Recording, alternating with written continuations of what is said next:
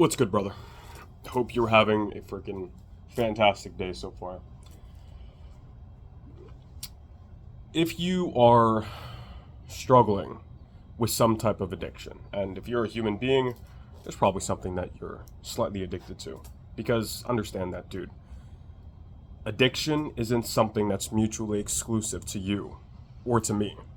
This is something that we as a collective, we as humans, deal with, and will probably always deal with. This is because the human brain, on a deep, deep level, is wired to run as quickly as possible towards pleasure and away from pain.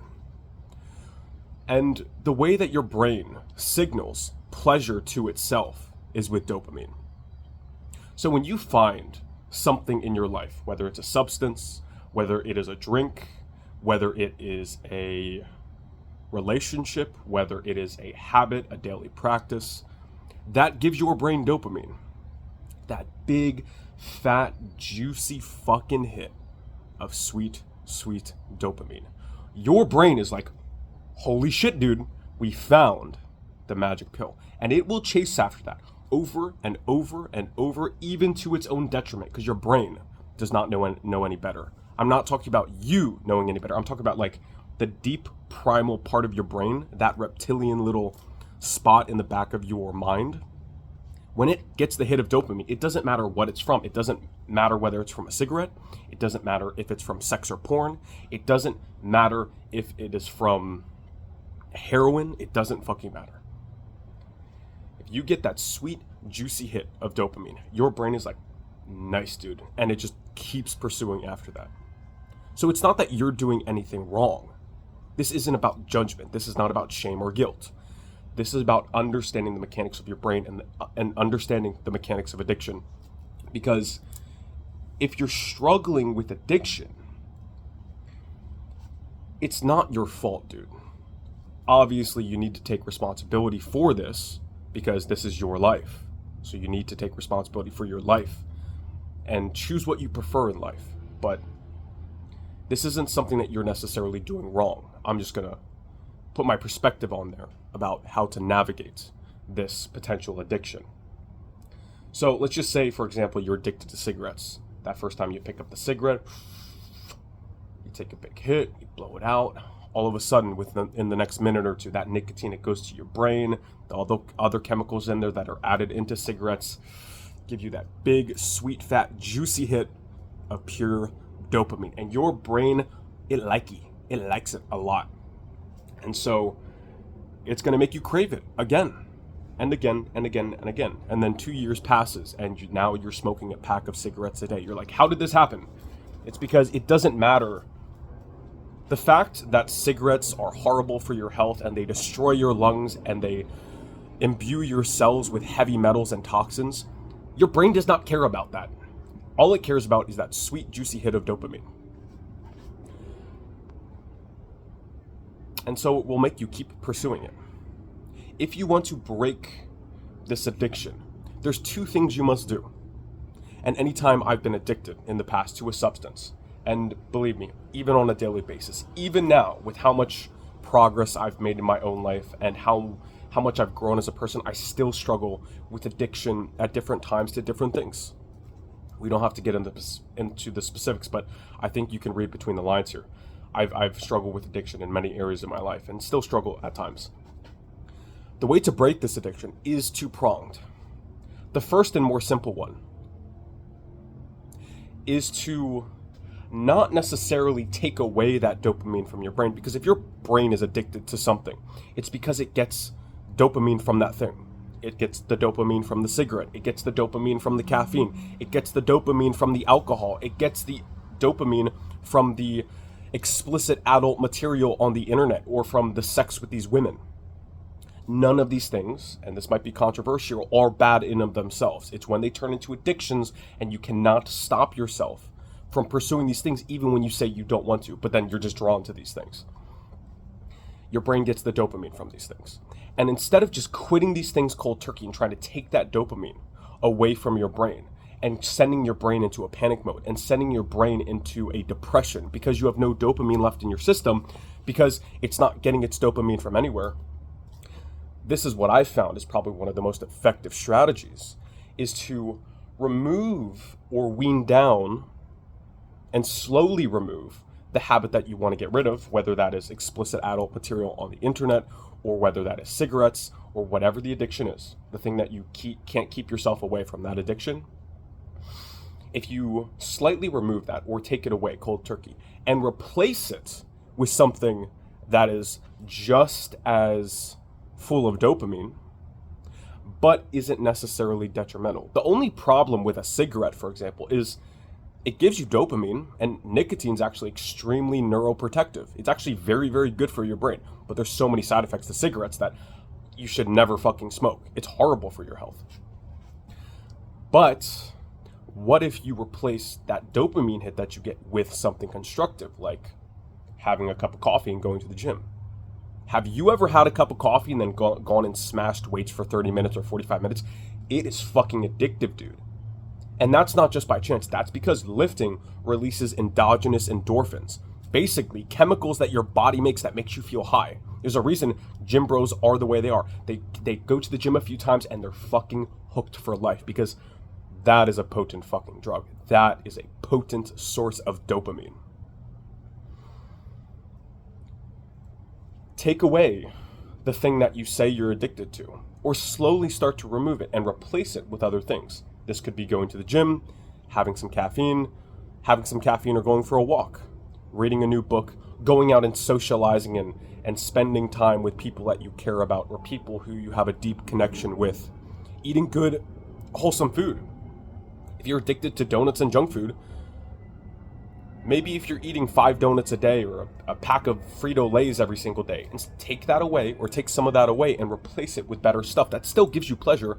A good, fat, juicy, organic orange is pretty fucking good, dude. It's very pleasurable. Now, it's not quite as stimulating and over the top and as addictive as the donut, but we're not trying to starve your brain of dopamine. Dopamine is extremely beneficial. Dopamine drives you to do things. Sorry, let me adjust the lighting real quick. Dopamine pushes you to do things. It gives you that drive, that masculine urge to go conquer and do things. I love the freaking urge of dopamine. It's wonderful.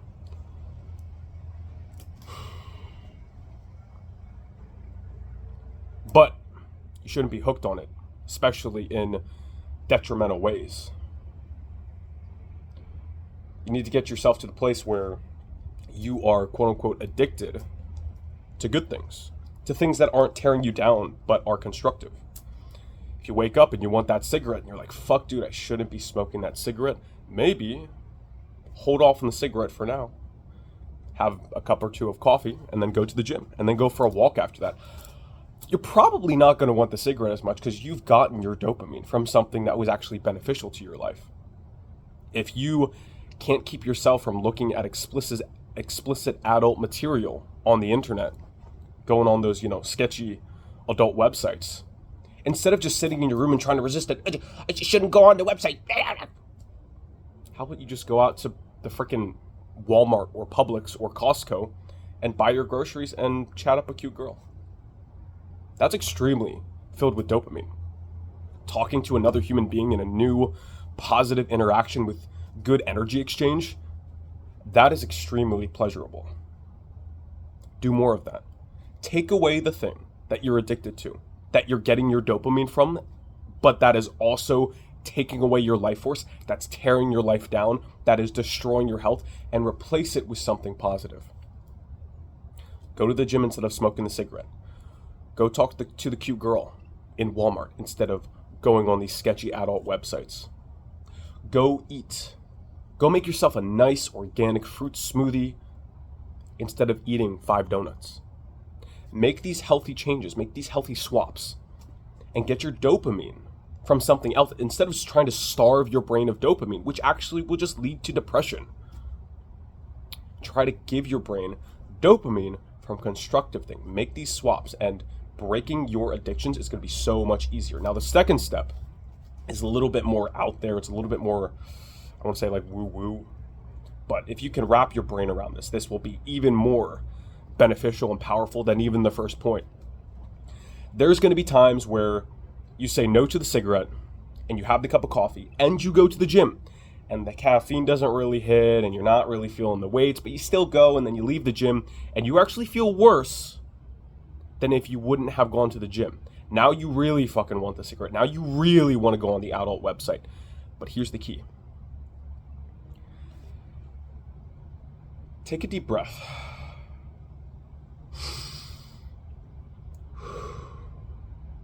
Feel into your body. Sorry, I gotta adjust the lighting again. This sun is all over the place today.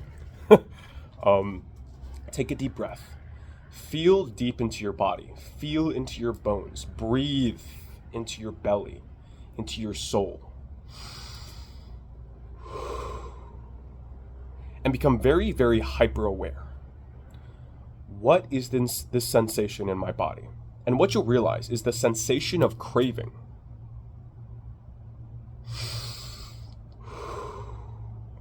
isn't necessarily you.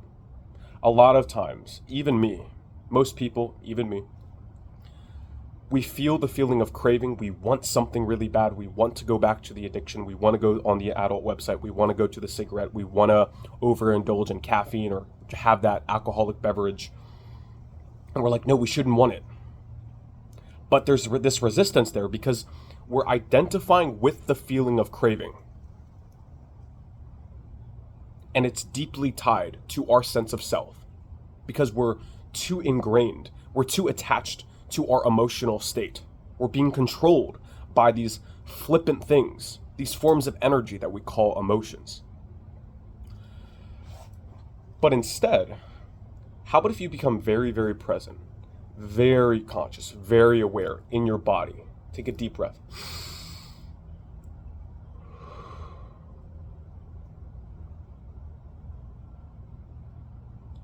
And you ask yourself, very honestly, what is this feeling? And be open to whatever answer comes up. And what you'll usually realize is that this is just a sensation in my body. This isn't me. I'm not craving something. My body is experiencing the sensation of what is craving. And by doing that, you detach yourself from the situation and you remove yourself from that feeling of craving, and you realize you can actually be comfortable in the discomfort. Craving something is almost like a form of unease. You're uncomfortable. You think that once you get it, you're gonna feel better, right? Oh, I want the cigarette. Ah, now I'm comfortable. Oh, I'm so pent up, full of like sexual energy. I just need to go on that adult website. I need to talk to that girl. Ah, and you're relaxed. What if you sit down for a 5-minute meditation? Nothing extreme, nothing too long, nothing too intense. You just sit down and you breathe for a moment. You become present. And you become as comfortable as you can be in that feeling of discomfort.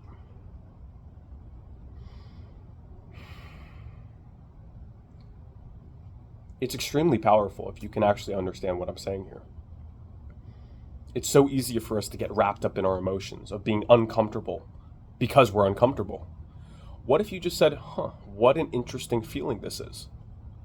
I can learn to become present in my body and not identify with the uncomfortable feeling of desire and wanting, and just become present. If you do that, even when the addictive pattern presents itself and you want the thing, you want to go back to the addiction, you want to engage in these detrimental activities, but you say, no, I'm going to replace this dopamine with a positive source of dopamine. I'm going to eat some good food, go to the gym, go on a walk, read a book, go socialize with some friends. But even after you do that, you feel like shit. And you're like, what am I supposed to do? Now I'm just left with this feeling of desire and wanting and craving back for the addiction. But you say, no, I am a conscious individual. I am a conscious human being, a man, who will not be controlled by his emotions. I will be conscious of my emotions. I will allow my logic, my reason, my acquired knowledge, and my experience to dictate my actions, not my emotions. Because I am the observer. I am the I am presence of the emotions. I am God consciousness. I am not the ego.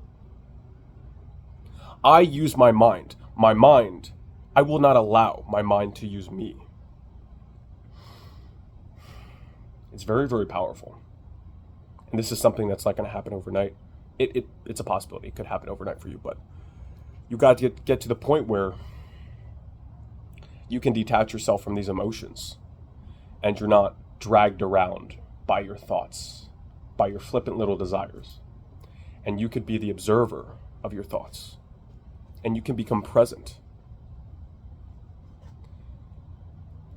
and identify yourself with that I am presence so that you are not controlled by your addictions and you're not dragged around by your dopamine, but you are able to consciously choose your actions. And if you do those two things, dude, addiction won't ever be a problem for you. I will speak with you very, very soon.